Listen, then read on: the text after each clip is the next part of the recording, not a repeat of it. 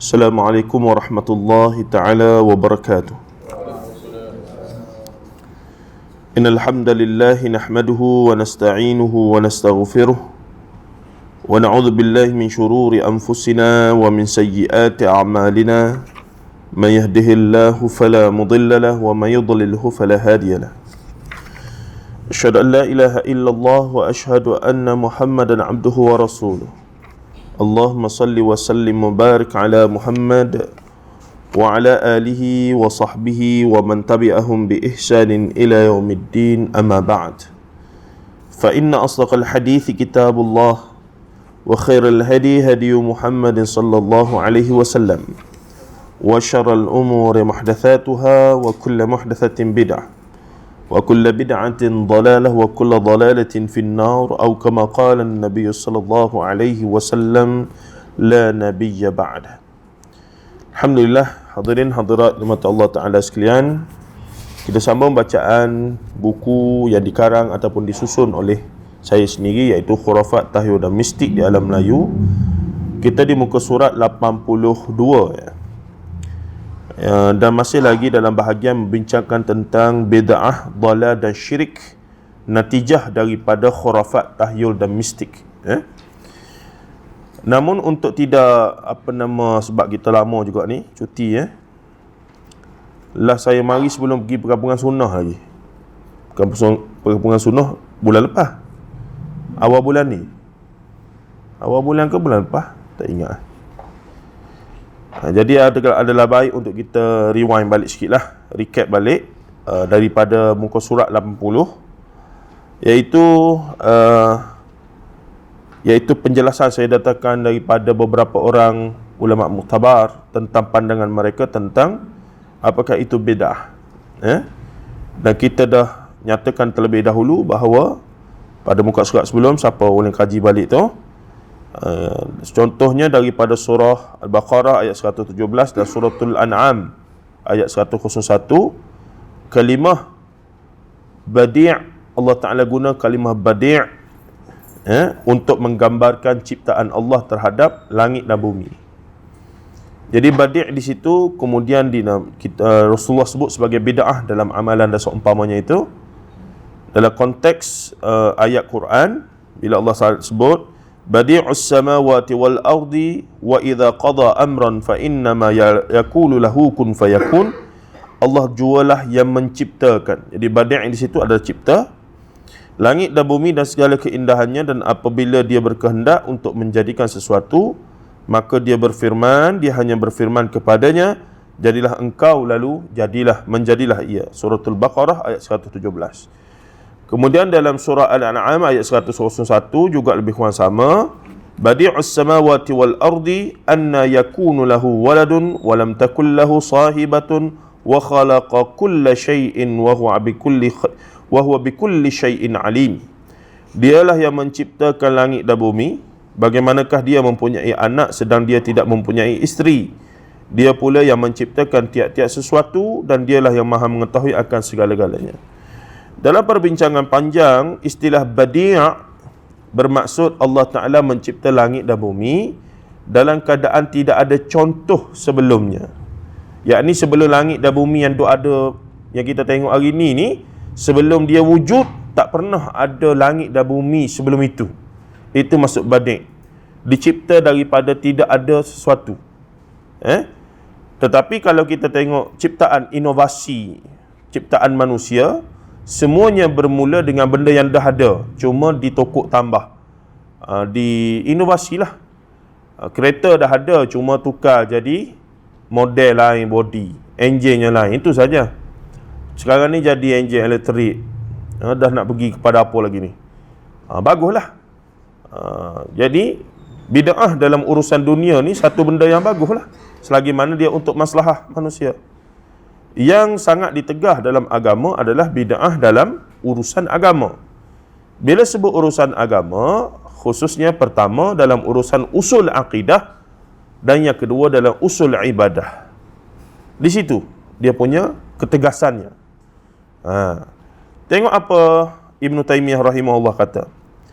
Bid'ah dalam agama adalah segala sesuatu yang tidak disyariatkan, yakni berkaitan dengan syarak, berkaitan dengan benda yang ada dalam Quran dan sunnah sahaja. Jadi ia berkaitan dengan akidah dan ibadah yang tidak ada dalam syarak, tidak ada nas padanya.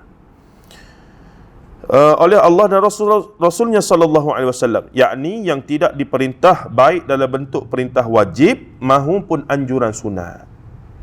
Kebanyakan perkara yang di antara sunat dengan harus, maka sebahagian manusia disebabkan perkara itu dah terlalu diamalkan, dan ada sebilangan ulama menyokong tindakan tersebut, maka mereka tega di atas fatwa ulama, walaupun ulama tu mungkin minoriti saja, dalam mazhab pun minoriti, ataupun dia telah fatwakan benda itu sebagai makruhah qabihah, makruh yang dicela, tapi pada mereka belum sampai tahap haram, jadi tetap boleh dilaksanakan. Sebab apa? Sebab dah biasa dalam masyarakat. Begitu ya. Kita tak nak lagu tu, kita nak sebaliknya. Kalau boleh nak yang benar-benar jelas kesunatannya itu. Nak biar betul-betul mubah harus. Biar betul-betul kita kata sunat lah. Biar betul-betul confirm dapat pahala. Begitu. Jadi banyak benda yang khilaf ini, dia duk main antara sunat, dia nak kata sunat pun tak berani. Sebab tidak ada dalil yang sarih. Last kali dia turun sikit, dia akan fatwakan sebagai harus. Harus, buat tak apa, tak buat tak ada masalah. So dia kata boleh buat. Kata ikut umum lah. Aku tak nak lah kan. Kita nak yang confirm, tak nak buang masa. Umur kita singkat, ni yang berbaki pun tak tahu berapa lama. So kalau boleh sehari-hari kita nak cari yang benar-benar berkualiti dan confirm dapat pahala, instead of buat benda yang entah dapat entah tidak. Dia kata confirm dapat juga, sebab ada kan hadis lain, masanna sunnah hasanah, masih lagi umum. Kita sedang bercakap tentang benda khusus, selawat, kita bercakap tentang solat sunat, gitu. Jadi kenapa tak cukup ni dengan yang Rasulullah tunjuk ni? Kenapa rasa tak cukup ni? Sebab tak pernah mengaji sebenarnya yang benar-benar Rasulullah buat lagu mana, itu saja sebenarnya. Contoh, kita tak pernah tanya soalan, Rasulullah bila ziarah orang mati, apa sebenar Rasulullah buat? Kita duk tanya, biasanya sini buatlah macam mana?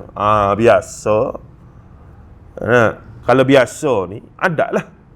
Bila adat di apa nama kampung kita ni, Paya Jaras, akan berbeza dengan Sarjana Utama.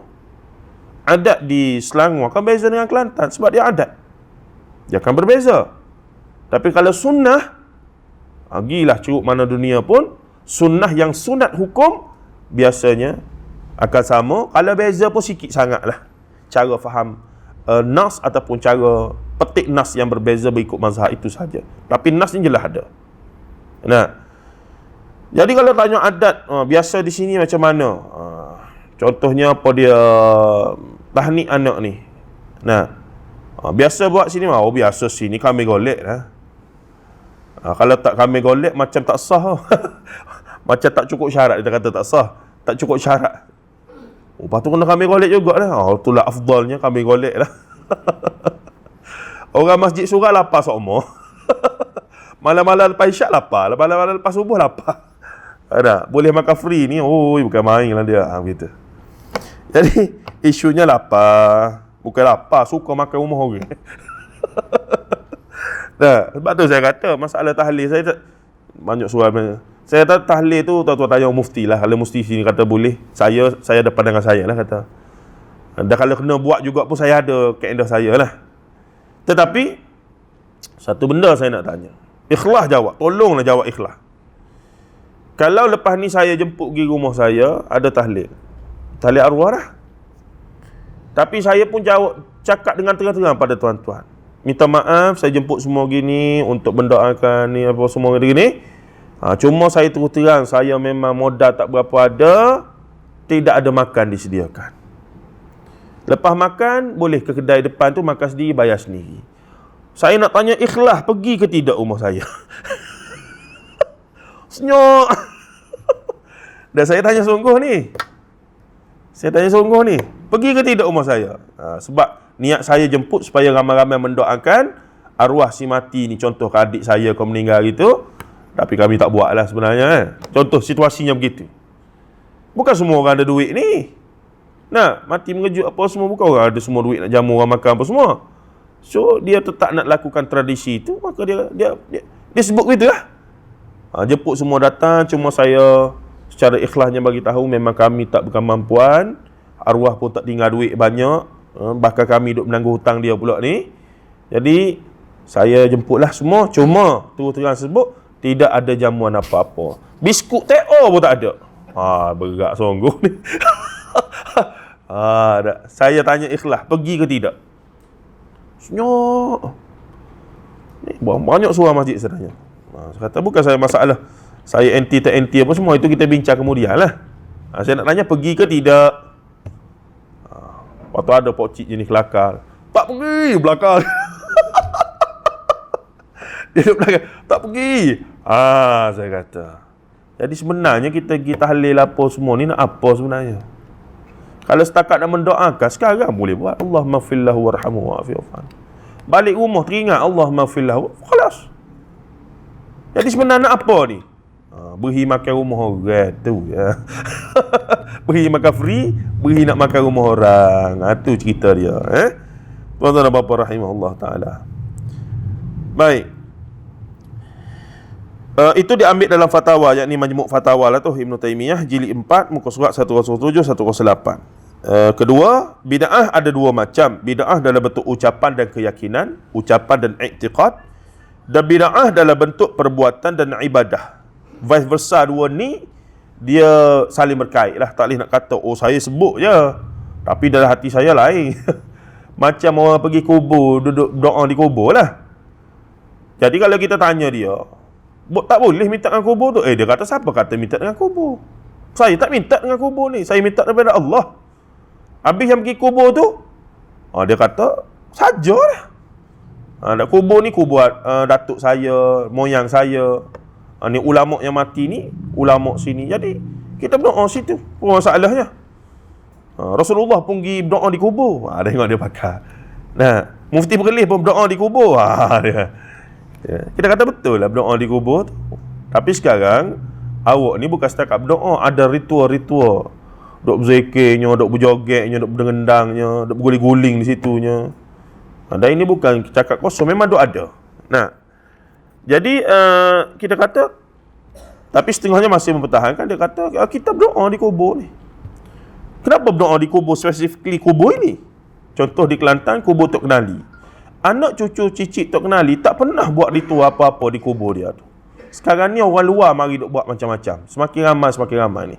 Selepas berapa tahun sudah, ada golongan mana duk mari buat belarak, buat sambutan haul, duk belarak lah apa semua. Dan seumpamanya makin duk ramai pun duk buat. Ada malam-malam tertentu mari duduk di situ, duk zikir tiap malam sampai 2-3 pagi dan seumpamanya. Ni ahli keluarga pun dah pening ni. Kami pun tak pernah buat apa-apa. Tok Kenali pun tak pernah suruh buat lagu tu. Kita berharap Majlis Agama Islam Kelantan ambil tindakan tegas lah sebelum ia membarah. Dah jadi majlis hau, dia belarak tu. Dia daripada Kota Baru tu dia mula, dia berhenti situ. Tengoklah nanti. Jadi sambutan tahunan lah kalau tidak diambil tindakan dengan segera. Baik, jadi benda-benda begitulah yang ni.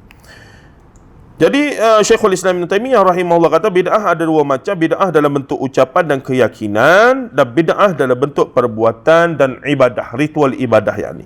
Bentuk kedua itu mencakupi juga bentuk yang pertama sebenarnya. Bila dah buat dan ibadah, of course lah dalam ibadah tu ada ucapan, berzikir, berdoa, berselawat, solat. Itu bid'ah-bid'ah yang berkaitan itu dia sabit juga. Tak boleh nak katalah yang mana. Macam doa di kubur tadi. Kita kata, boleh tak awak berdoa-doa yang sama di rumah awak? Dia rasa, bukan kata tak boleh, tapi dia punya rasa tu kurang sikit. Itu mas, itikad dah tu. Kalau tak ada keyakinan, apa duk main rasa-rasa begitu tu? Rasa bila berdoa di kubur ni rasa Allah. Dia punya, dia punya zauk tu lain macam sikit. Duk berasa, Tok Syekh ni duk dengar. Kan bal ahyahum inda rabbihim. Bukan mereka, bahkan mereka hidup di sisi aku, kata Allah.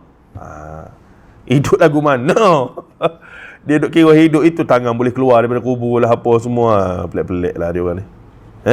Begitu. Jadinya mereka secara tak langsung mereka duk yakin tuan kubur ni, roh ni memang duduk boleh berfungsi lagi. Kita belajar ahli sunnah wal jamaah akidah, roh orang mati di alam barzakh tak boleh buat apa dah. Hebat macam mana pun dia tak boleh keluar dah daripada alam barzakh tu.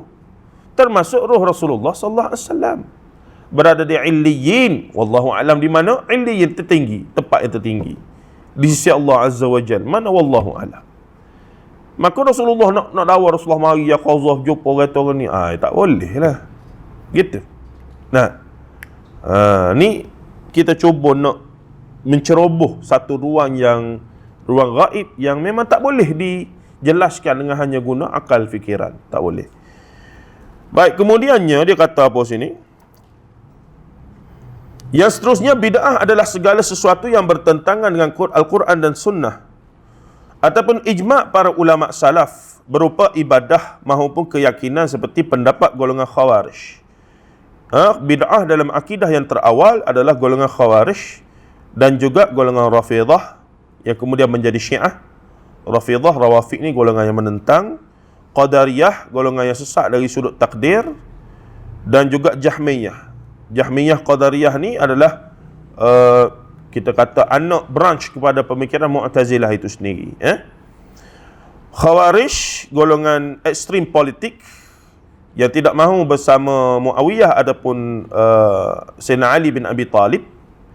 Kemudian mereka mengkafirkan kedua-duanya. Pada malam hari mereka salat sampai bengkak mata, sujud mereka, tahajud mereka luar biasa. Bacaan Quran mereka. Berarti bila siang hari jumpa orang Islam lain, kafir. Abadan finnar. Kafir kekal selamanya dalam neraka. Tu dia. Selalu dah bagi. Nah, jadi ni golongan puak pelampau Khawarij, puak pelampau ekstrim, hulu dalam ideologi politik dan kemudian mengkafirkan mereka yang tak setuju dengan fikrah politik mereka. Muslim, ya Muslim. Tapi Muslim yang ahlul dalal wal bid'ah. Sebab tu mereka mati tetaplah dikuburkan di kubur muslimin. Tak pernah mereka ni semua ni Khawarij apa semua ni dikuburkan di kubur lain. Di tanah kubur orang kafir lah dah, tetap dikuburkan di kubur. Tapi mereka ahlul bid'ah wal dalal. Muslim. Semoga mereka akhirnya masuk syurga jugalah. Selepas kalau mati tak sempat taubat, semoga dapat syurga. Tapi di sana ada ahlul dalal wal bid'ah yang sampai tahap kufur bila bersabit akidah. Percaya jadi Tuhan, tu melampau lah. Percaya dialah Nabi, tu memang dah langgar usul akidah. Dalam bab Khawarij ni, dia kafirkan orang yang tak setuju dengan fikrah politik. Rafidah, awal-awalnya juga fikrah politik. Golongan penyokong Sayyidina Ali dan Ahlul Bait yang terpilih dari sudut politik sahaja. Sebab tu dalam perbincangan ilmu hadis, maka ada perawi-perawi Sahih Bukhari bahkan yang dinisbahkan sebagai Rafidah dan juga Syiah. Tapi kena faham, zaman awal dia bukan lagi teologi, dia bukan akidah. Syiah ni dia sekadar satu aliran pemikiran politik. Ada kedai kopi, geng-geng dia duduk kumpul situ. Kita ni macam mana ni nak naikkan Sayyidina Ali ni, macam orang politik hari ni lah. Dia ada kedai kopi dia. Itu saja. Tapi mereka ekstrim lah. Kemudian lama-lama ekstrim nak absahkan ideologi politik itu, mula cipta hadis palsu. Ali sama level dengan Nabi Muhammad, bahkan Allah Azza wa Jal. Kayak dia ni. Tu mula jadi akidah selepas berapa lama, 50 tahun, 60 tahun kemudian. Dia ekstrim sangat nak angkat Sayyidina Ali dan juga hatta Sayyidina Ali kemudian sesatkan mereka dan suruh bakar mereka ni apa semua. Begitu ya. Qadariyah dan Jahmiyah, golongan Jaham bin Safwan, dan Qadariyah Jaham bin Safwan, golongan yang menafikan sifat Allah. Qadariyah golongan, dan ada lagi Jabariyah, golongan yang ada idea sendiri tentang takdir Allah Ta'ala. Dan antara golongan sesat yang terawal adalah dalam masalah faham takdir Allah. Beriman pada Allah beres, beriman pada malaikat beres, beriman pada Nabi dan Rasul beres, beriman pada Quran, Quran pada wahyu dan pada segala kitab beres. Beriman pada hari kiamat, beres. Beriman pada qada dan qadar, ni kami ada idea kami sendiri. Ni 6 tolak 1, habis belakang. Maka jadilah ahlul bid'ah wad dhalal. Qadariyah Jabariyah. Itu sipir dia. Kafir ke? Belum lagi. Secara umum belum. Melainkan dia ada i'tiqad ekstrim lain, sebenarnya Allah ni tak tahu apa-apa. Allah ni jahil. Allah ni sebenarnya lepas cipta kita tak buat apa-apa, dia bagi. Wallahu alam, boleh nak pergi dah. Boleh nak pergi dah sampai tahap kufur kepada Allah Azza wa Jalla. Tapi bukan kita untuk menjatuhkan hukum. Siapa? Waliul amri. Kita tengok jiran dah, hari Jumaat. Kita nak pergi sembahyang Jumaat, dia duduk basuh kereta lagi, tengah seluar pendek dia tu. Pok cik ni murtad dah kau ni. Jangan tu. Jangan. Itu bukan urusan kita. Na'udzubillah min dzalik. Tak semudah tu. Tak semudah tu. Bahkan Imam Salah kata, kalau ada 100 ciri dia ni dah sesak dah macam nak kufur dah, ada satu ciri tunjuk dia ni seorang Muslim, kita kena anggap dia masih seorang Muslim. Maksudnya tak mudah nak sesak kafir. Sebab tu perbincangan kita dalam pengajian, kita kata perbuatan itu ada unsur syirik. Perbuatan itu bukan awak per se, tak boleh nak kata, tapi perbuatan yang kamu buat tu, duduk pergi situ, duduk buat begini, jumpa tok mama tu, perbuatan itu dalam hadis adalah salah satu dari perbuatan yang boleh mensyirikkan Allah. Adapun kamu, Allah Ta'ala lah saja tahu. Melainkan kamu, sebab kita kena nanya, kamu buat tu sengaja ke tidak? Saya pun tak tahu, orang suruh buat. Kita tak boleh nak hukum dah. Maksudnya dia buat dalam keadaan jahil. Semoga Allah Ta'ala ampunkan dia. Kamu tahu kamu buat ni salah. Memang saya tahu, tapi sengaja buat. Sebab saya tak yakin dah dengan Allah ni. Saya nak, kalau begitu, waktu majlis agama akan panggil, tanya dulu soalan. Kenapa ni duk percaya benda lagu ni? Apa sumbernya? Dapat mimpi daripada mana? Tanya dulu, barulah istihad. Dia ni memang sesat. Kami dah konsep, tak nak buat istitabah, taubat secara terbuka. Maka dia, dengan aliran dia, selagi mana tidak ada taubat, tak tarik fatwa, keluarkan. Itulah. Baik, katanya lagi di sini, juga seperti orang yang beribadah dengan tarian dan nyanyian dalam masjid, orang yang beribadah dengan cara mencukur janggut, menghisap ganja, dan pelbagai bid'ah lain yang dijadikan sebagai ibadah oleh golongan yang bertentangan dengan Al-Quran dan Sunnah, wallahu a'lam. Dan semestinya benda-benda yang Syekhul Islam Ibn Taymiyah sebut tadi identik dengan siapa? Golongan sufi yang ghulu, golongan tarikat sufi yang ghulu lah. Mereka melampau dalam, kononnya cara itulah mereka lebih dekat dengan Allah, tapi sebenarnya cara itu bertentang dengan sunnah Rasulullah sallallahu alaihi wasallam. Baik, wallahu alam. Tengok Syekhul Islam Ibn Taymiyah lapik lagi, wallahu alam, dia kata. Akhir sekali dia kata, atas dasar pembinaan mazhab oleh Imam Ahmad bin Hanbal rahimahullah dan ulama lain, adalah sesuatu perbuatan ada yang berupa ibadah dan ada yang berupa kebiasaan. Ada yang ibadah khusus, dan ada yang kebiasaan umum. Yang kalau buat kebiasaan umum ni, kalau kena dengan syarak dapat pahala, kalau tak, tak ada apa-apa, dan kalau langgar mungkin dia akan jadi dosa. Asal bagi ibadah pula tidak disyariatkan, iaitu haram. Al-aslu fil ibadah tahrimun atau tauqifun. Tahrim iaitu diharamkan buat ibadah pada siapa-siapa, sehingga mari dalil suruh kamu buat solat, puasa, zakat, haji. Tauqif yakni terhenti, waqafah, terhenti. Bila ada dalil, barulah kita buat. Kan mudah tu. Tapi dalam urusan keduniaan, makan, minum, pakai, tidur, apa semua kita begini, al-aslu fil asya' al-ibahah. Semua benda boleh berlaku, harus. Melainkan mari dalil kata tak boleh. Maka boleh makan belaka, selain Quran hadis kata babi haram, arak haram. Itu sajalah. Nak makan air syirah, air ribina, air apa boleh belaka, teh lah apa semua, kecil manis lama-lama itu jelah.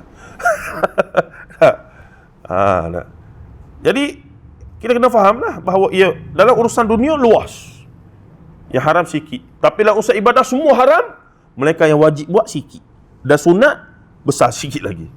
Itu saja. Jadi kenapa yang kita nak susahkan diri pergi buat yang selain daripada yang sikit tu? Ini kita kata logik apa dia orang pakai ni. Oh tak apa. Ni selawat Nabi yang paling hebat ni. Allahumma salli ala Muhammad wa ali Muhammad kama sallaita ala Ibrahim wa ala ali Ibrahim ila akhir. Itu selawat biasa tu. Nabi ajar ni Sayyidul apa nama ketua bagi segala selawat Ibrahimiyah. Selawat paling tinggi ranking nombor 1 ni. Biasa sangat tu, pendek, tak sedap. Tak boleh buat lagu. Last sekali duk buat lagu macam-macam. Cipta selawat-selawat. Pada asalnya hukum mencipta rangkap selawat. Selawat ni doa, mencipta puji-pujian selawat pada Nabi tidak ada masalah sebenarnya. Tapi setelah dicipta itu, maka didakwa, dapat selawat ni Tok Guru pada Tok Guru pada Tok Guru pada Tok Guru pada Tok Guru kami dapat daripada mimpi. Mimpi jumpa Rasulullah. Rasulullah lah yang ijazahkan selawat ni pada dia. Itu dia. Lepas tu siapa baca sekali selawat ni, maka pahalanya sekian. Mari mana dah ni? Itu dia jadi karut-marut tu. Nah, asal lafaz selawat tu okey lah sekarang. Dan ada setengah selawat tu memang lafaz dia pun bermasalah. Terlalu. Contohnya, Rasulullah engkaulah yang akan yang mengkabulkan doa kami. Contoh kalau ada lah. Saya rasa tak ada. Cuma kalau ada yang bersifat begitu. Ya Rasulullah engkaulah yang memastikan kami ke syurga ataupun neraka. Bukan Rasulullah. Allahu Azza wa Jal. Itu beradab, itu bersastera. Itu masalahnya. Yang kita kata, adapun Rasulullah engkaulah yang mengabulkan ataupun menolak doa kami. Bukan Rasulullah. Allahu Azza wa Jal. Nah, baik, katanya lagi di sini, asal bagi ibadah pula tidak disyariatkan haram, dan asal bagi kebiasaan adalah tidak dilarang harus kecuali yang dilarang oleh Allah.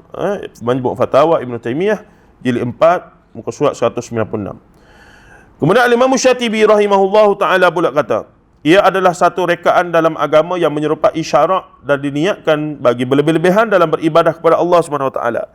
Ini menurut golongan yang tidak memasukkan adat kebiasaan dalam definisi bid'ah dan mengkhususkannya dalam urusan ibadah sahaja. Solat, ya solat juga. Tapi solat dia tu tak sama lah dengan solat kita ni. Solat apa? Solat subuh 2 rakaat. Dia kata solat subuh juga 3 rakaat. Tu bid'ah atas darat lah orang panggil. Jelas sangat. Cuma dalam masalah solat sunat ni, dia jadi perbincangan panjang. Contoh, kebanyakan solat sunat pada asasnya tidak ada pattern khusus. Solat sunat hajat, apa lagi? Solat sunat tu, solat sunat ni. Melainkan ada dalil solat sunat nawafil, qabliyah, ba'diyah, itu memang jelas. Tapi ada solat-solat sunat yang ialah kemudian baru ada. Yang asalnya ia hanya solat sunat mutlak. Solat sunat hajat, asasnya solat sunat mintalah hajat sungguh-sungguh dalam itu saja. Tiba-tiba diletakkan nama solat sunat hajat berjemaah.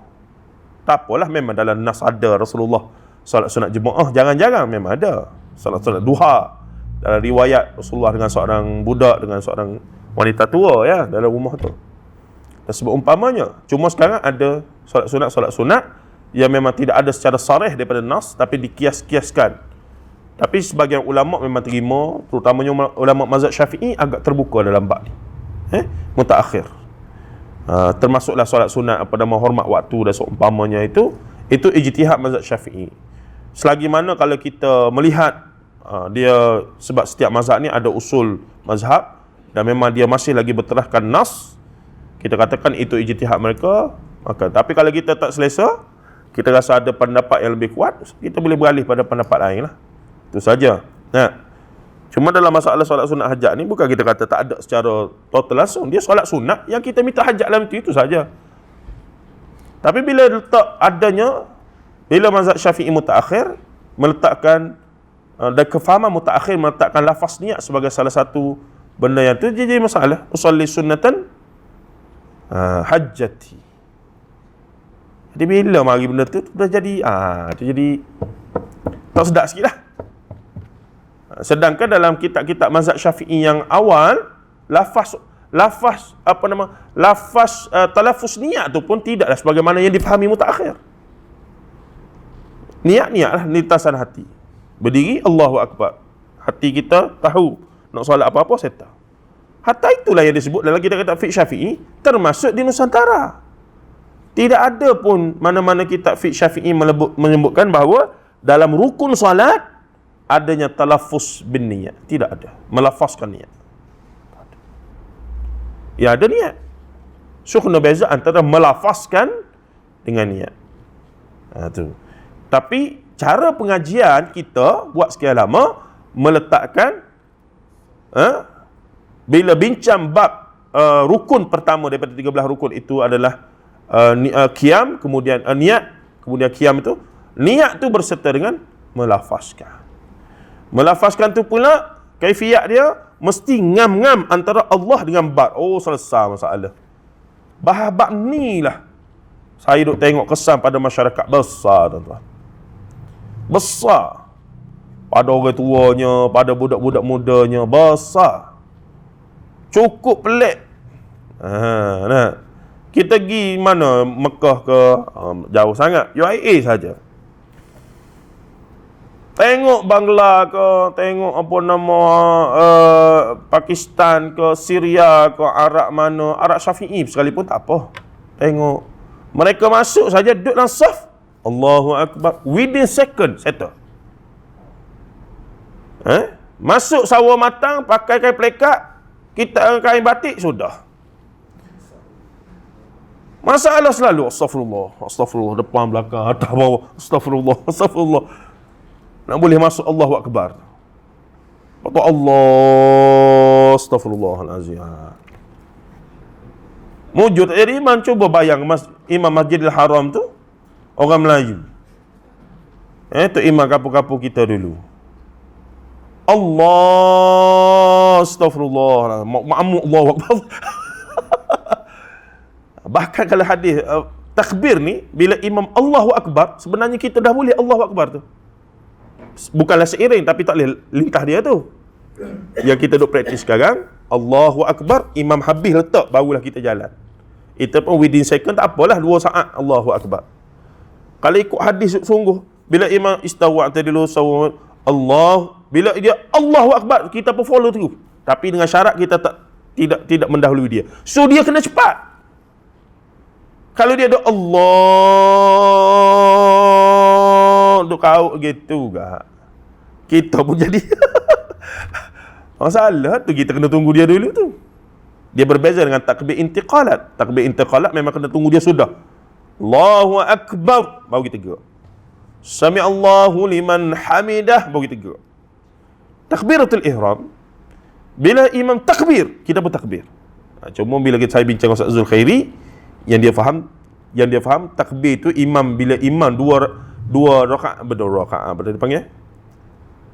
Dua harakat. Allahu Akbar sekali, subhanallah. Allahu Akbar. Maka kalau kita follow pun ngam-ngam lah. Nah, jadi masalah bila panjang tadi. Dan benda ni nak betul pun tuan-tuan makan tahu. Nah, kita cukup risaulah tengok Allah. Nah, tengok bahasa-bahasa lain Allah. Bangla dekat sambil berjalan Allahu Akbar. Arab bahasa itu pun tak boleh jugalah. Tapi nak katanya benda itu tak jadi masalah bila pengajiannya betul. Tapi bila cara menerangkan itu salah, terutamanya anak kita di sekolah rendah, sekolah menengah, universiti, ustaz dia duk ajar kena ngam-ngam Allah Akbar. Kena sengaja patut masuk sengaja lalu.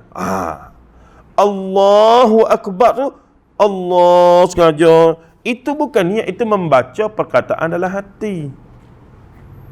Itu bukan niat. Niat ni lintasan ilmu kita. Kita tahu kita nak buat apa lepas ni. Maka bila orang tanya kita, lepas ni solat apa? Isyak. Bila duduk berdiri tu, kalau ada orang tanya, nak solat apa lepas ni? Isyak. Berapa rakaat? 4. Kerana siapa? Allah Ta'ala. Cukup dah tu kosak taruk ayah tu. Cuma lafaz dalam mazhab Syafi'i, Imam Ibn Hajar Haythami atau apa ulama yang ni, mereka menganjurkan melafazkan untuk membantu orang yang ada masalah. Itu fatwa. Itu bukan qaul mazhab, itu fatwa. Ulama dalam mazhab Syafi'i dianjurkan untuk orang yang ada masalah dalam nak hadirkan niat, jenis waswah ke lagu mana ke, maka lafazlah supaya membantu. Itu saja. Jadi kalau kita tak ada masalah, tak payah lah. Melainkan kita ni, bila tidak lafaz duk solat tu duk main mikir, aku nak niat dia tak ada, aku niat. Kalau gitu kena. Sebab dah biasa berpuluh tahun dah duk main niat, tiba-tiba mari dengan kuliah kita, lepas ni nak test mata nak. Dia pun Allahu Akbar. Allahu Akbar tu duk main. Aku ni, tak boleh. Dalam ibadah tak boleh ada syak. Duk main duk main duk main tak boleh. Berarti kena usolli jugalah. Tu. Nak katanya benda yang asalnya tidak ada lah. Hatta dalam mazhab Syafi'i sekalipun. Tapi itu jangan-jangan ditegaskan oleh guru-guru yang mengajar sebab takutlah. Kalau sebut yang ni, nanti maka dia duduk juga tekan yang mesti Allahu Akbar tu, lafaz itu dianjurkan oleh, dia tak sebut majoriti ulama mazhab Syafi'i tak suruh pun. Nah, kerana kesannya besar. Budak-budak umur 10 tahun, 15 tahun saya tengok dia solat depan saya. Allah. Tu ki ustaz duk ajar tu kena masuk tu. Dia kalau tu tak masuk lagi bab akad nikah ni. Nah, Arab punya akad nikah senang. Qabiltu nikah. Serta qabiltu. Aku terima. Serta. Boleh orang kita ni cukup dah lagi senafah ke dua nafah. Nah, ada tak mas kahwin panjang cerita ni. Nah, orang tu tengah gelabah lah apa semua jenis darah rendah apa semua. Nah, nak suruh baca Fatihah lagi, doa kunut lagi. Pening juga dia dah begitu. Jadi kadang-kadang tu ada benda yang mudah tapi disulitkan dengan tujuan yang kadang-kadang bagus niatnya supaya nampak lebih appreciate, nampak lebih berusaha, dan seumpamanya, tapi kadang-kadang tak kena cepat. Pernah berlaku di Kelantan, Tok Imam duk suruh macam-macam ni, dia pun keren apa Tok Imam. Pernah berlaku Yolah kawan-kawan tu gelabah lagu mana dah, pening kepala, dah hitam. Mana dia tahu? Tok Imam duk tanya soalan pelik-pelik. Nak tu lah, nak ni lah, ping dia tak apa. Tak wasa-wasa. Baik. Seterusnya bagi mereka yang memasukkan urusan adat, kebiasaan dalam bab bid'ah pula memberikan definisi bid'ah adalah satu cara dalam agama ini yang dibuat-buat, yang menyerupai ajaran syariat, yang tujuan dilaksanakannya adalah sebagaimana tujuan syariat. Tidak ada dalam syarak, tapi dibuat untuk nak kata ni pun ada manfaat. So, kita melaksanakan syariat untuk apa? Bahasa mudahnya nak suruh Allah ni suka pada kita, tak marah pada kita. Itu mudah bahasa kampung lah. Yang kita duduk ni semaya berpuasa zakat haji ni apa? Nak suruh Allah Ta'ala suka dan tidak marah. Itulah. Dan reward dia syurga. Itu mudah tu. Sekarang ni ibaratnya kita khija dengan seorang tokeh. Ataupun ada seorang tokeh ni dia ada ladang yang besar. Mari seorang hamba Allah, dia pun buat kerja. Rajin bukan main lah dia ni buat segala. Buat kerja tu. Kerja yang tak suruh pun dia buat belakang. Buat. Akhir cukup bulan, dia pun pergi jumpa tokeh ni. Tokeh, saya naklah gaji saya ni. Saya buat kerja dah. Tokeh pun kata, bila masa saya suruh awak buat benda tu? Awak pun saya tak lantik lagi. Siapa awak ni? Pandai-pandai lagi. Nah, saya tak suruh. Yang awak panggil claim gaji dengan saya, kenapa? Saya tak suruh pun. Secara umumnya begitulah. Tak boleh pandai-pandai lah dalam ibadah ni. Sebab tuan kita, tuan syariat adalah Allah. Dan dia punya komandan adalah Rasulullah SAW. Maka, buat apa disuruh. Tinggal apa dilarang. Semudah itu. Berasa tak cukup. Berasa tak cukup tu masalah tu. Berasa berasa kalau buat lebih begini Allah Ta'ala suka lagi. Tu. Permainan iblis lah, permainan iblis. Maka katanya di sini, namun kemudian Imam Asy-Syatibi rahimahullahu taala menjelaskan bahawa bagi definisi yang kedua, jika kebiasaan adat itu dilihat kebiasaan adat, maka tidaklah termasuk bid'ah. Adat yang biasa, adat yang tidaklah menjadi ibadah, adat yang tidak sehingga dianggap ibadah, maka tak apalah. Dan dia tak ada unsur yang bersabit akidah apa semua tu gini. Macam semalam saya bahas tentang amalan tradisional orang Melayu ataupun amalan dan kepercayaan tradisional orang Melayu, antara kita bahas tentang antara kearifan dan juga khurafat. Sebab kearifan banyak sangat, tapi dia punya mengarut pun banyak juga. Begitu. Contoh dalam masalah apa dia berkahwin, kalau biasa berkahwin ni ada sanding lah kita kata. Maka ada setengah pendapat kata bersanding ni tidak asal budaya orang Melayu, Hindu kata. Kita kata memanglah tok nenek moyang kita dulu Hindu. Sebahagiannya. Sebelum Islam hari, orang Melayu ni Hindu lah sebahagiannya. Contoh terbaik mana? Bali. Bali tu muka Melayu lah belakang Indonesia belakang tu. Tapi agamanya Hindu. Tapi Hindu tu pun bukan Hindu sama dengan Hindu di India tu. Dia Hindu versi dia, dah bercampur aduk abilicing lah. Hindu apa tak tahu tu. Hindu versi dia lah. Nah, jadi lagu mana nak berinteraksi dengan so-called apa nama bersanding. Dulu kalau kita zaman kuat-kuat usrah dulu haram mutlaqan man tashabbaha biqaumin fahuwa minhum. Pakai hadis itu selalu. Siapa yang menyerupai satu kaum termasuk kalangan mereka. Masalahnya bersanding tu urusan akidah ke? Urusan bersabit dengan ibadah ke? Kena duduk situ dulu. Tak sampai tahap tu sebenarnya tuan-tuan. Lepas tu mak kata, bukan apa nak letak tu supaya mudah tetamu mari nak jumpa, nak ambil gambar ahli keluarga. Itu saja. Betul tu saja. Tempat pun tertutup dalam rumah. Maksudnya ahli keluarga yang rapat saja masuk. Boleh consider lah. Apatah lagi jika apa nama pasangan tu pun jenis tutup aurat sempurna, apa masalahnya? Dah.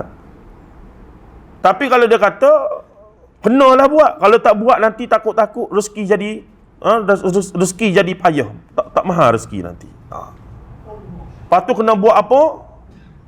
Tepung tawar ni, apa merenjis. Ada yang jenis lepas berah, ada yang jenis renjih air mawar. Kenapa buat ni? Yalah dengan buat ini semoga dapat rezeki murah, panjang umur, semoga dapat bunting, apa dia panggil, bunting plumbing, macam-macam lah. Tu confirm tak boleh lah. Itu dah jadi ritual yang ada iktiqad bahawa kalau tak buat benda ni, kalau tak buat tak boleh ke? Tak boleh lah. Kena buat lah kita ni. Nanti nak dapat rezeki murah, nanti nak bagi panjang umur. Kalau gitu tak boleh. Jadi kita nak cari garis. Kita tak nak lah tengok-tengok, tak boleh berlaku. Tapi yang terbaik, tak buat pun tak ada masalah pun. Tak buat tak ada masalah pun, lagi berbazir. Mak dia kata, aku bukan minta duit engkau, aku yang nak buat ni, suka saja je. Ada juga lagu tu. Kita pun kata, tak apalah buat dalam rumah, semata-mata untuk ambil gambar sama-sama keluarga. Boleh lah, tak ada apa. Itu je lah. Bukannya dah kalau pengantin pun tutup aurat dengan sempurna pun semua, tak ada masalah tuan-tuan. Gitu.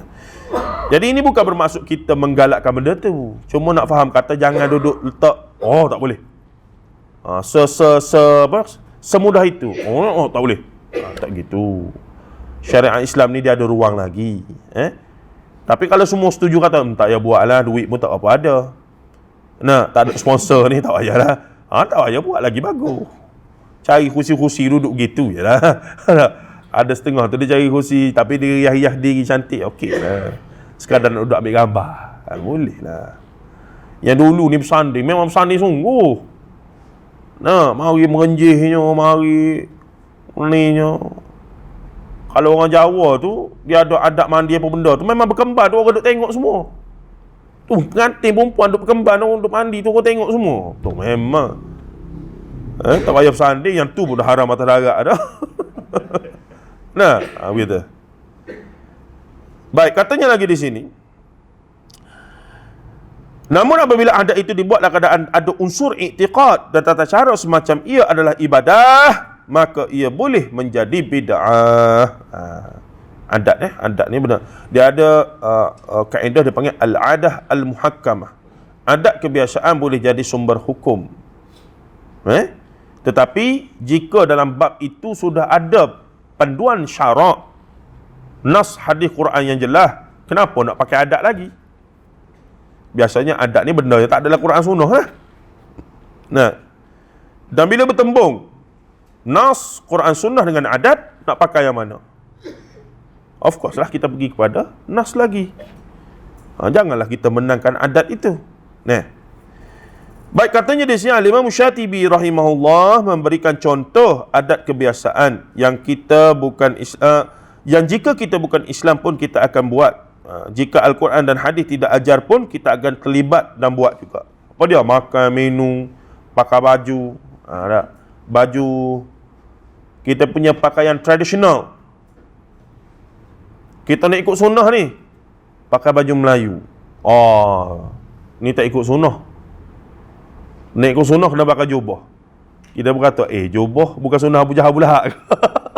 Sebab zaman Rasulullah, Abu Jahal Lahab pakai jubah, pakai serban juga. Jadi kena faham, sunnah yang sebenar dalam bab pakaian adalah sunnah tasyri'iyah, adalah menutup aurat dengan sempurna.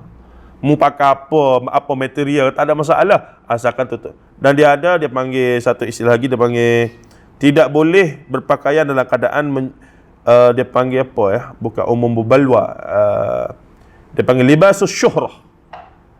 Libasus syuhrah, syuhrah ni kemasyhuran. Pakai baju memang tujuan untuk attract.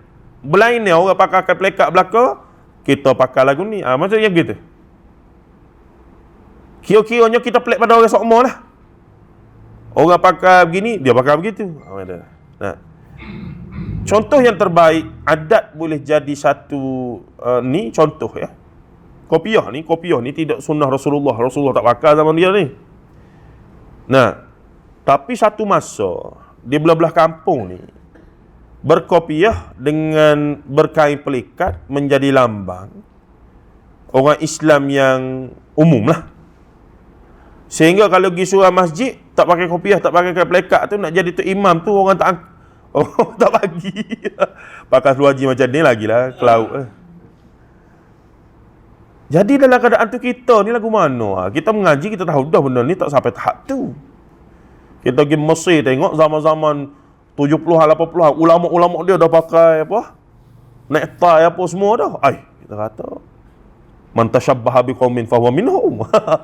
Nah, pakai topi cap apa semua, sebab ulama-ulama tradisional kita dulu ada unsur itu saja telah dikafirkan.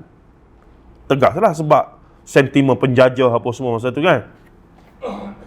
Itu yang dibawa kaum muda cuba betulkan tu. Teknologi ambil, kita bukan ambil akidah dia. Ulama-ulama tradisional kata tak boleh lah ambil dia punya teknologi tu, macam dah ambil budaya, ambil akidah belaka. Itu pula terbungannya nak. Jadi dalam satu keadaan penekanan terhadap berpakaian sebagai masyarakat setempat, almarhum Tok Guni Aziz bila balik, awal-awal dia pun smart. Balik daripada India, pergi ke Mesir buat master. Balik, naik tie-nya apa semualah, sebab budaya sana lagu tu. Dia pakai lagu tu nak masuk mengajar di surau masjid. Tak lagi. Duk sebentar dia pun buka belaka pakai jubah. Pakai semutar macam orang pondok. Barulah boleh masuk dari surau masjid. Dan orang pun mula bagi perhatian terhadap dia, duk mengajar, nak betulkan masyarakat daripada khurafat, tahyul, daripada bid'ah apa semua tu. Ni kita kata ada, kita kata kepentingan untuk faham realiti setempat waqi', dan itu sangat berkaitan lah. Tapi tidaklah kita kata pakai piah sampai tahap wajib, tak ada orang kata apa lagi. Cuma golongan setengahnya yang duduk kiyah, tak pakai piah ni kalau keluar daripada rumah 70 kaki maka jadi fasik. Dulu tak pakai piah fasik, tak boleh jadi tu imam. Kita kata apa kaitan pakai piah jadi tu imam? Tu imam ni bacaan rukun. Tapi dulu ada benda tu, dan ia dikiyahkan dengan ada hadis Nabi, ada ulama kata, begitu. Tu jadi masalah tu. Nah, baik, katanya di sini adalah Imam Syatibi rahimahullah memberikan contoh adat kebiasaan, yakni yang jika kita bukan Islam pun kita akan buat. Maka minum pakar tadi, jika Quran dan hadis tidak ajar pun kita akan terlibat dan buat juga. Sebab Quran hadis turun untuk ajar syarak khusus. Tapi ada nilai ibadah, antaranya urusan jual beli. Kerana kemudian Quran datang, syariat datang ajar jual beli ni ada dia punya tata cara. Ada tata caranya. dan nikah kahwin, cerai berai, sewa menyewa, hukum jenayah dan pelbagai lagi. Ini adalah kerana hal-hal tersebut mempunyai keterikatan dengan panduan kaedah-kaedah syarak yang berasaskan kepada Al-Quran dan Sunnah. Al-I'tisam jilid 1, 50-56, jilid 2 dan seterusnya. Antara kenyataan penting oleh Imam Syatibi rahimahullah ialah bid'ah itu ada dua macam. Bid'ah mukaffirah, iaitu bid'ah yang dapat mengeluarkan pelakunya keluar daripada Islam, biasanya bid'ah bersabit akidah. Dan bid'ah mufassiqah, yang tidak mengeluarkan pelakunya daripada Islam tapi berdosa besar sebab sengaja buat perkara tu. Baik. Ibnu Rajab Al-Hanbali rahimahullah taala, panjang sikit malam ni. Lama tak mari dah. Saya lama tak mari. Orang sini hari-hari mari. Ibnu Rajab Al-Hanbali rahimahullah kata, ulama mazhab Hanbali jugalah. Yang dimaksudkan dengan bid'ah, ini menyebabkan kita terfikir, kenapa ulama-ulama Hanbali sahaja yang agak lantang dalam masalah bid'ah dulu, kini, selamanya? Adakah ulama-ulama mazhab Syafi'i tidak ada? Sebenarnya ada. Bila kita rujuk kitab-kitab ulama-ulama Syafi'iyah, ramai je duk cakap tentang bid'ah apa. Sampai satu persepsi, kamu cakap pasal bid'ah, kamu sekian. Soalnya kita je suka. Soalnya kitab-kitab dalam mazhab Syafi'i, ulama-ulama Nusantara tak ada langsung bincang pasal bid'ah, pasal syirik, pasal khurafat. Oh, ini satu benda yang cukup. Patutlah kitab tu ada apa? Saya sampai duk fikir kena buat satu kajian, kumpul semua kitab akidah Jawi ala Melayu. Ada tak mereka bincang bab syirik, bab khurafat, bab bid'ah? Ada je. Tapi memang kurang diberi penekanan. Itu memang fakta yang boleh dibuktikan. Sebab kalau kitab mazhab Hanbali ni, akidah dia, of course, dia bincang bab tauhid, sebelah syirik selalu dah. Adapun kitab akidah Asy'ariyah ni dia jadi panjang sebab dia bahas bab ilahiyat dulu, bab Allah dulu, sifatnya Allah wujud, kidah, baqa. Nak jadi nak jumpa bab syirik tu jauh. Dia duk bahas bab Allah wujud, kidah, baqa, mukhalafatuhu lil hawa, qiyamuhu bi nafsi. Jadi bab syirik tu jauh sikit. Akidah Hanabilah, Athariyah, Salafiyah cakap pasal tauhidullah, rububiyah, selalu dah bab syirik selalu dah. Lawan kepada tauhid, syirik selalu dah. Jadi penekanan itu sama kuat. Secara umum begitulah. Jadi kita perlu tengok. Jadi nampak naratif yang dimainkan, golongan yang suka duk bahas bab khurafat, syirik, bid'ah ni adalah orang yang suka mengkafirkan umat Islam. Pening kita sekejap. Kitab mana dalam kalangan ulama Islam tak ada sebut benda tu, termasuk Quran sendiri. Yang salah kita pergi kafirkan individu. Kamu ni sesaat ni, tu memang salah lah. Dan memang ada pun perangai lagu tu. Jangan nafi, ada. Kita pun serabut perut tengok orang lagu ni. Apa benda ni? Ngaji sikit baru dah, sabarlah dulu. Hukum orang yang layak mengkafirkan, yang layak menyesatkan itu adalah waliul amri. Paling tinggi pun penceramah macam saya boleh kata ada ciri-ciri tu. Tu saja. Tak boleh nak secara sarih sebut ni. Jangan. A'udzubillah min dzalik. Baik, Imam Ibn Rajab Hanbali kata, kita pergi sikit lagi, 10 minit lagi lah. Yang dimaksudkan dengan bid'ah adalah sesuatu yang diada-adakan dari hal-hal yang tidak memiliki dasar hukum dalam ajaran syariat yang memastikan keabsahannya. Adapun yang memiliki dasar dalam syariat menunjukkan keberadaannya, maka secara syariat tidaklah dikatakan bid'ah, meskipun secara bahasa disebut bid'ah. Ini berlaku dalam masalah solat sunat tarawih, yang sebenarnya nama tarawih tu pun tak ada. Nama tarawih tu muncul zaman sahabat dan kemudian ke atas. Zaman Rasulullah mana ada solat sunat tarawih? Qiyamu Ramadan, itu saja. Dan mereka niat usalli, maksudnya kalau niat dalam hati tu, aku solat sunat 2 rakaat kerana Allah Taala. Begitu saja, macam solat sunat mutlak. Masa ada usalli sunnatan tarawih rakaat ini, tak ada. Dia solat sunat 2 rakaat kerana Allah, 2 rakaat kerana Allah. Begitulah solat sunat mutlak. Qiyamu Ramadan. Yani maka dari sudut bahasa, Umar kata, inilah apa nama? Inilah bid'ah yang sebaik-baik bid'ah bila ramai sahabat buat. Tapi itu dari sudut bid'ah, dari sudut bahasa, yakni benda tu. Tapi dari sudut hakikat, benda tu zaman Rasulullah dah ada dah. Jemaah dah ada. Rasulullah buat sendiri di rumah pun sunnah. Buat jemaah di masjid pun sunnah. Dua-dua sunnah. Yang tak sunnah, tak buat langsung. Terkena faham? Paling minimum 2 rakaat. Maksimum Rasulullah sebelah. Tapi ada sahabat sampai 50, 20. Maksudnya apa dia? Itu terbuka sebab dia ibadah sunat. Dia ibadah sunat ke? Lepas tu kita lagu mana? Kalau tak jemaah di masjid sebelah 20, tak buat langsung. Baik jemaah lah. Tidak tu balik tengok TV. Tu baik buatlah jemaah. Begitu. Tapi kalau kita berasa ada kekuatan, tak, saya nak buat sendiri. Saya nak pegang sunnah Rasulullah yang buat sendiri, individu lah bilik saya. Fadal. Lama je saya jumpa, saya dah bagi tahu dulu. Guru-guru saya, keluarga sendiri saya tengok. Balik 20 rakaat, habis 10 setengah, 10 sebelah. Balik sambung lagi. Buka Quran, berdiri, sambung lagi. Ni power betul lah. Dia pakai apa tak tahu. Nampak berlepas buka puasa ke rumah sebiji, pergi solat. Balik makan apa nama? Nasi sikit, lepas tu solat. Sepanjang malam. Tidur sebentar, pukul 4.5 bangun lagi. Tu. Kita tengok saja, kita tahu tengok saja. Kita mampu tengok. Wow. Setakat tu lah. Nah, anak katanya keluasan bagi orang yang mampu dan seumpamanya. Paling tak mampu, jemaah lah setakat yang mampu. Nah, paling kalau malas sungguh lah 2 rakaat lah, jangan tinggal lah. 2 rakaat dengan witir. Nah, witir pun malas 1 rakaat. Tapi tak boleh lah sebut gitu. Cakap gitu, ya buat gitu masalahnya. Boleh ustaz saya ajar boleh lagu ni. Itu masalah. Ni mencari ruang saja ni. Jadi kita kata boleh 2 rakaat. Rakaat pertama 15 juzuk, rakaat kedua 15 juzuk. Tak jadi. Baik buat 10 lah. Okeylah. Enak. Sikit lagi Adapun yang memiliki dasar dalam syariat, maka nak kata apa yang Umar buat 20 berjemaah adalah bid'ah hasanah, tak tepat. Ia adalah sunnah sahabi.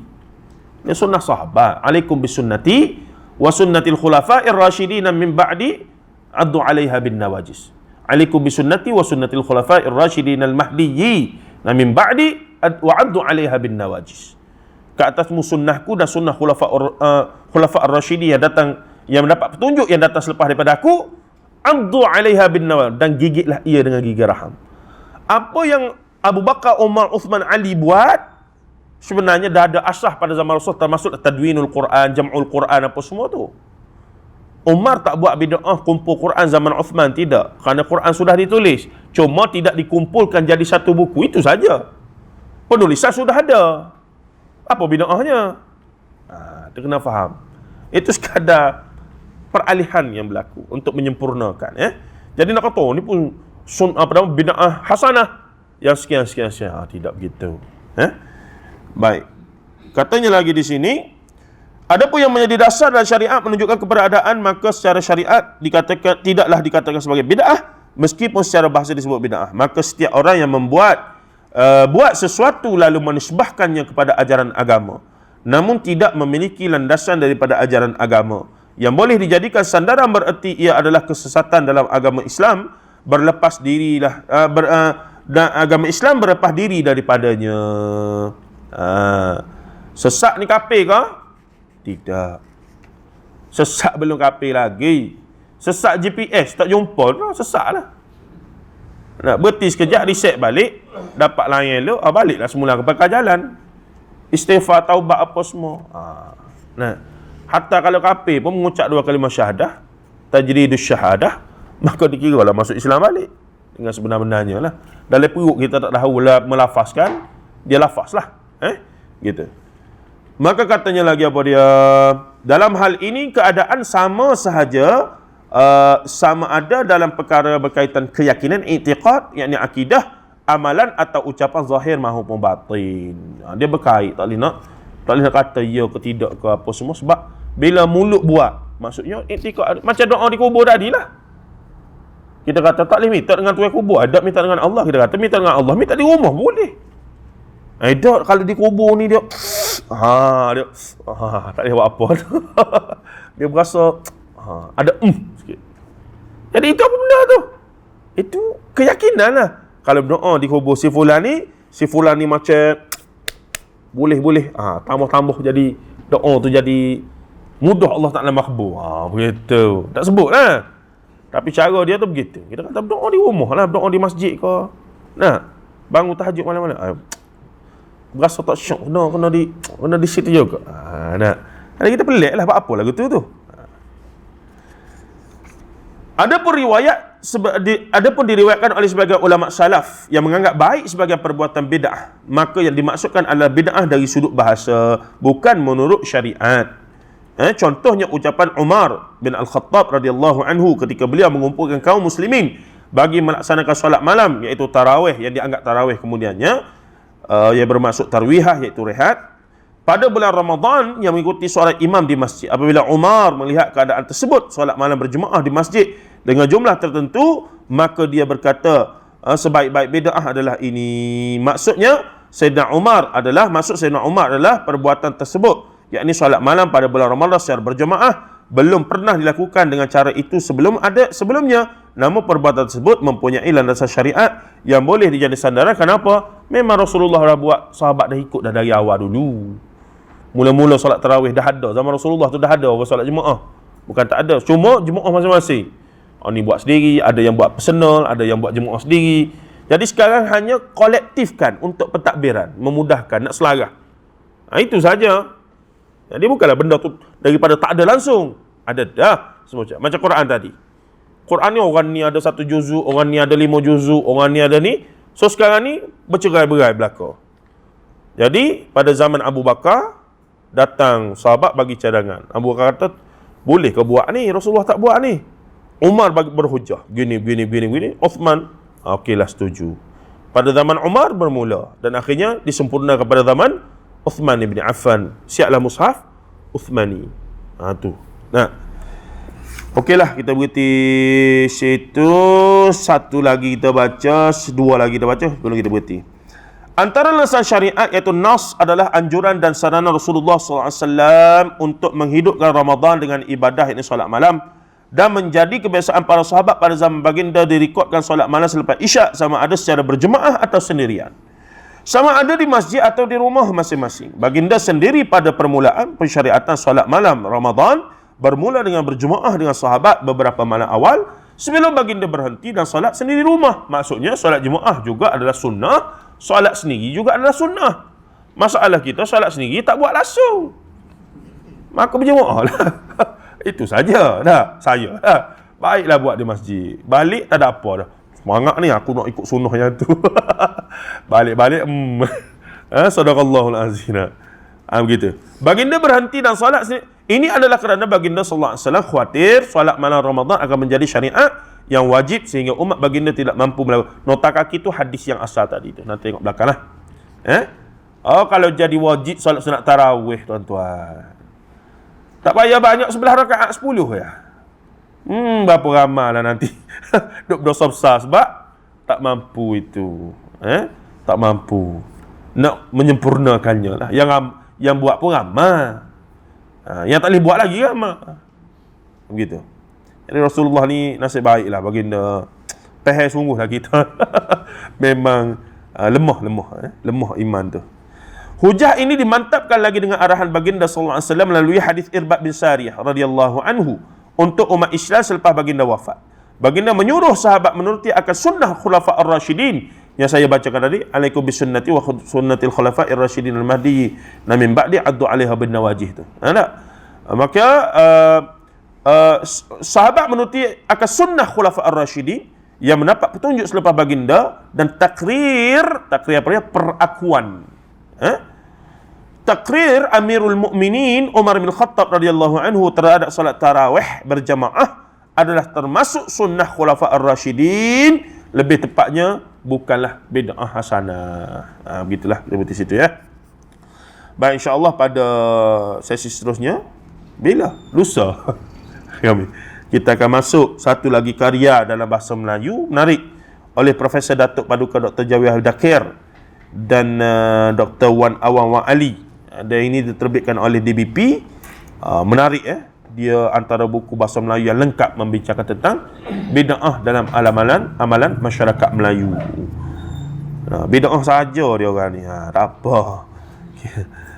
Nak belajar. Sallallahu alaihi wasallam Muhammad wa ala alihi wa sahbihi ajma'in. Walhamdulillah rabbil alamin. Assalamualaikum warahmatullahi taala wabarakatuh.